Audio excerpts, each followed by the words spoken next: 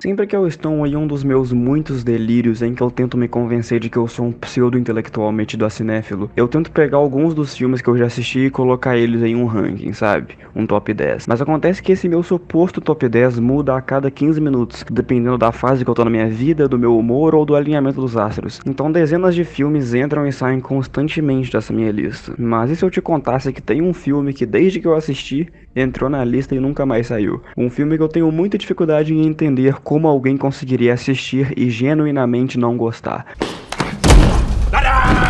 Bom, você leu o título e sabe que eu tô falando sobre Cavaleiro das Trevas, muito perspicaz da sua parte. Olha, esse filme e Breaking Bad são as únicas obras que eu ativamente defendo com unhas e dentes. São os únicos casos em que se você não gosta, nós não podemos ser amigos. Tô brincando.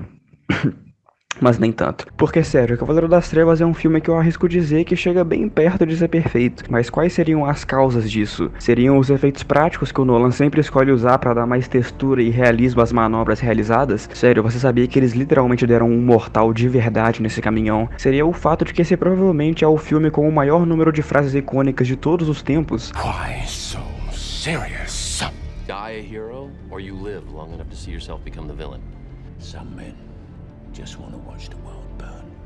Seriam os aspectos técnicos do filme, como o roteiro impecável, a fluidez dos acontecimentos e a direção autoral fabulosa do Nolan? Sim, todos esses aspectos agregam muito ao filme e transformam o ato de assisti-lo em uma experiência única que nenhum outro filme pode te proporcionar. Eu diria inclusive que a minha experiência com esse filme foi especialmente distinta, porque Cavaleiro das Trevas me mostrou que filmes de super-heróis não estão limitados ao gênero, entre aspas, de super-herói. Os personagens de quadrinhos como o Batman ou o Duas Caras podem ser apenas uma lente através da qual você enxerga e conta uma história. E o gênero real dessa tal história pode ser qualquer um, como ação, romance, comédia e até terror. Esse filme não se contenta em contar uma história simples em que um mocinho derrota um bandido, mas tenta explorar os limites da empatia e da insanidade humana, apresentando uma batalha ideológica entre duas forças da natureza. E eu concordo que tudo que eu citei são motivos válidos para justificar todo o apreço que o público tem por esse filme, mas eu ainda não estou convencido. Porque sempre que eu me pego pensando sobre por que esse filme funciona tão bem, a resposta sempre acaba sendo o Coringa. Let's put a smile on that face. Damn it, Creed. I've been up since 4. Porque o Coringa representa tudo que um vilão fictício deve aspirar a ser. Então hoje eu vou tentar explicar o porquê de, na minha opinião, o Coringa ser o antagonista perfeito. Eu tenho que começar do começo, certo? Então vamos começar pela introdução do Coringa, que é literalmente a primeira cena do filme. E apesar de eu não poder afirmar que esse filme como um todo é perfeito, confie em mim, eu posso sim afirmar que a introdução do Coringa é perfeita. Porque existe esse conceito utilizado para analisar filmes e séries, principalmente, que se chama pacing, que seria basicamente o ritmo, a fluidez e a velocidade com que os acontecimentos do filme se desenrolam. E se você se sentir entediado enquanto assiste um filme, eu te garanto que provavelmente é porque o pacing é ruim. Porque um filme com um ritmo lento que demora muitas cenas para estabelecer os elementos do roteiro e definir o status quo é um filme que te faz dormir. Mas o ritmo de Cavaleiro das Trevas é absolutamente impecável. E a cena de introdução do Coringa é o melhor exemplo disso. Porque essa cena dura exatamente 6 minutos e 22 segundos. E nessa quantidade ridiculamente pequena de tempo, você já sabe tudo que você precisa saber sobre o Coringa. Você sabe que ele é um estrategista brilhante, muito bom em prever o comportamento humano, que ele é um assassino sem escrúpulos que nem se dá o trabalho de olhar para as pessoas que ele mata, que ele tem valores e filosofias fixas que ditam o modo em que ele faz as coisas e que ele não bate muito bem da cabeça. E com essa introdução perfeita, nós estamos prontos para ver as relações que o Coringa vai desenvolver com os outros personagens do filme. Mas antes, eu vou propor uma reflexão aqui. Eu já vi muitas pessoas falando que para um vilão ser bom, ele obrigatoriamente tem que ser relatable e ter motivações compreensíveis com as quais você até é capaz de concordar. Por isso que tanta gente fala que vilões como o Walter White ou o Thanos são tão bons, porque você não necessariamente concorda com suas ações, mas entende por que eles pensam desse jeito e percebe que, eles meio que têm um ponto. Mas eu sinto lhes informar que isso não é verdade. Um vilão não precisa ser compreensível para ser efetivo e competente. É claro que isso ajuda e é uma alternativa para criar um bom antagonista, mas não é a única alternativa. E o Coringa é a prova disso. Porque, sério, tirando os nihilistas de 16 anos que passam o dia inteiro no Twitter Twitter e tem a foto do L no perfil, você acha mesmo que alguém consegue se identificar e se relacionar com a luta do Coringa? A luta e o papel de agente do caos que ele desempenha não são coisas com as quais você consegue concordar por nenhum segundo, e mesmo assim esse Coringa é um dos melhores antagonistas de todos os tempos. E os motivos disso são muitos, e eu vou tentar listar alguns deles. O primeiro deles, e na minha opinião o mais legal, é o fato de que o Coringa é muito mais do que simplesmente um homem. O Coringa como vilão representa algo além de carne e osso. Ele personifica a ideologia do caos. A ideologia que crê que todas as pessoas no fundo são idênticas a ele e só precisam de um empurrãozinho, de um dia ruim para isso ser provado. Ele é tão devotado a essa linha de pensamento porque o Coringa, da sua própria maneira, tem uma percepção bem acima da média da psicologia humana. Ele olha pra você e já sabe exatamente os seus pontos fracos e quais são os traumas que te definem. Por isso ele conta diferentes histórias sobre a origem de suas cicatrizes, cada uma referente a um possível trauma associado à pessoa a qual ele conta a história. Assim, ele fala sobre seu pai abusivo para esse mafioso e sobre sua esposa que foi violentada pra Rachel.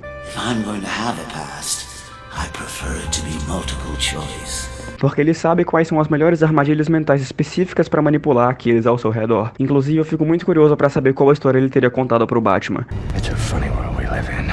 Speaking of which, you know how I got these scars? O Coringa vê através das máscaras que todos nós usamos ao sair de casa e enxerga as pessoas como elas realmente são, percebendo a futilidade dos mecanismos utilizados para manter ordem e as relações superficiais entre os indivíduos. Introduce a little anarchy. Upset the established order, and everything becomes chaos. I'm an agent of chaos. O Coringa percebe que o Batman não é como o resto das pessoas que ele matou, e afirma que para aqueles policiais, os dois são vistos igualmente como aberrações descartáveis. To them, you're just a freak. Like me. They need you right now. When they don't, they'll cast you out. Like a leper. E de certa forma o Coringa desenvolve uma espécie de fascínio pelo Batman, ao enxergar nele uma integridade que as outras pessoas não têm. E é exatamente essa falta de integridade que o Coringa busca quebrar e usar para provar seu ponto. Por esse motivo é que os planos dele dão tão certo, porque ele é extremamente competente quando se trata de prever e antecipar o comportamento humano. E é dessa forma que a ameaça que o Coringa representa transcende a esfera física. O perigo que ele representa não é físico, ele não tem um exército de monstros feitos de computação gráfica. O inimigo que o Coringa representa é emocional, psicológico e ideológico, uma ideologia diametralmente oposta àquela em que o Batman acredita. E é dessa maneira que o filme constrói um protagonista e um antagonista opostos, mas a questão sobre eles serem lados da mesma moeda está sempre levantada e lentamente ocupa espaço na sua mente. O Coringa não é uma ameaça física, ele é uma ideia que não importa quantas vezes você arremesse contra a parede e prenda em celas de prisão, ela sempre vai voltar e se manifestar de diferentes formas, tornando as maiores armas do Batman, seu intelecto e força bruta, inúteis contra ela. Porque como diz o maravilhoso V de Vingança, Ideas are bulletproof. e esse é mais um motivo pelo qual o Coringa funciona tão bem como um antagonista, porque ele é excepcionalmente bom em atacar a maior fraqueza do nosso herói. Como eu já disse, as maiores armas que o Batman tem à sua disposição são seu intelecto e sua força bruta. Mas da mesma forma que você não usa um pé de cabra para comer macarrão, você não consegue usar força bruta para derrotar uma ideia, para derrotar a personificação do caos. E é dessa forma que o Coringa coloca o Batman em situações onde ele nunca vai vencer. E é dessa forma que o Coringa se torna impossível de ser derrotado, porque ao fazer o Batman escolher entre o amor de sua vida e o único herói capaz de salvar Gotham, o Coringa mostra pro Batman a sua própria falha de caráter, e coloca em xeque a parte de sua vida que ele não está disposto a sacrificar pelo bem maior. O Coringa funciona como um antagonista tão bom porque ele de fato tem um impacto no protagonista, e força ele a tomar decisões definitivas que vão mudar a sua vida para sempre, porque da mesma forma que o Coringa conhece perfeitamente as pessoas que ele contou as diferentes histórias sobre suas cicatrizes, ele também conhece perfeitamente o Batman, e no momento em que ele o faz escolher entre Harvey e Rachel, o Coringa já sabia que o Batman ia escolher a Rachel. Por isso ele mentiu e trocou os endereços. Assim, quando ele achava que ia salvar o amor de sua vida, o Batman se surpreende ao encontrar o Harvey. E Rachel morre. Harvey, it's okay. It's alright, listen.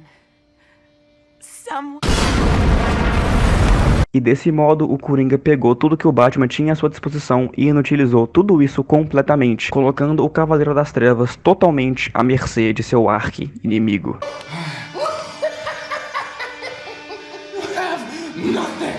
Nothing to threaten me with. nothing to do with all your strength. E isso tudo está atrelado à questão de se o Batman deve ou não matar o Coringa, porque se ele finalmente ceder e esganar esse palhaço maldito, ele vai ter apenas provado o ponto do seu adversário. E por isso o Coringa ri quando ele acha que o Batman finalmente o matou, porque ele pensou que o Batman, afinal de contas, se rebaixou ao nível dele. See, in their last moments, people show you who they really are. Você não pode matar o Coringa, porque senão o Coringa vence.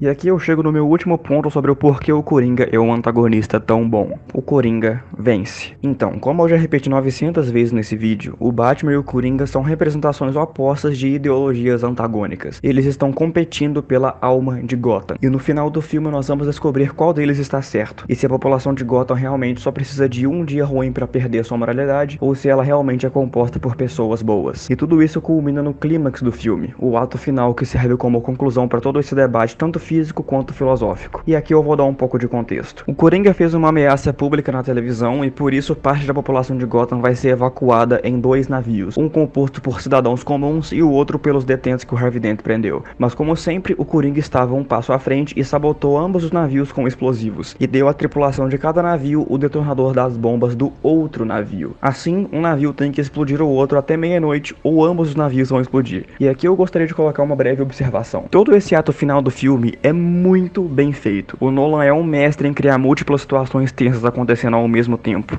Ao mesmo tempo em que o Harvey tá muito louco e sequestrou a família do Gordon, as pessoas do navio debatem se vão se explodir ou não. O Batman vai resgatar os reféns, aí meu Deus, na verdade os palhaços são reféns e os médicos que são os capangas. Sei lá, cara, esse filme mexe comigo. E o que eu mais gosto no final desse filme é que no núcleo dos navios nós passamos muito tempo olhando diretamente pro rosto dessas pessoas, conhecendo essas pessoas, o que humaniza elas e nos coloca no lugar delas. E outra coisa que realmente eleva o clímax desse filme é que nesse caso o que está em jogo não é a destruição absoluta da humanidade. Porque sempre que eu assisto um filme em que o vilão quer destruir o planeta, eu meio que já sei que isso não vai acontecer. Eu não acredito que o mundo acabar realmente é uma possibilidade. Mas nesse caso eu tenho plena consciência de que os 2 navios explodirem é sim uma possibilidade. Porque o filme já deixou claro que não tem medo de colocar riscos reais e consequências impactantes para as ações do Coringa. E por isso essa cena genuinamente me deixa aflito toda vez que eu assisto, porque aqui o antagonista vencer realmente é uma possibilidade plausível. E o confronto final entre as duas ideologias atinge o seu auge, ou pelo menos é o que a gente acha. Porque o Batman mantém sua fé na bondade das pessoas e acredita que elas não vão se explodir,